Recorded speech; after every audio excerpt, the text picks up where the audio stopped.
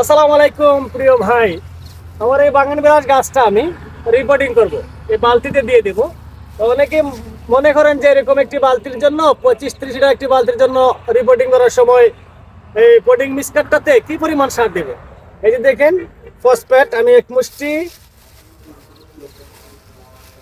2 মুষ্টি দিয়ে দিলাম। এবার যেটা দিচ্ছি ভাই, শুকনা গোবর।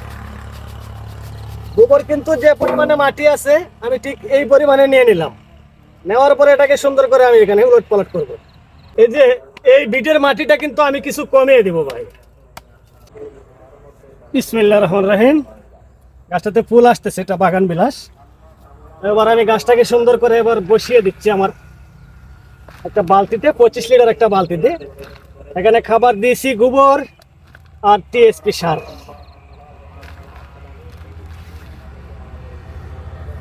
আর একটু এই যে পানি দিতে হবে, পানি দিয়ে রেখে দিলাম ভাই। হয়তো 15 দিন পরে দেখবেন গাছের অবস্থাটা পরিবর্তন হয়ে গেছে। কেমন লাগছে ভিডিওটি অবশ্যই কমেন্ট বক্সে লিখবেন। আল্লাহ হাফেজ।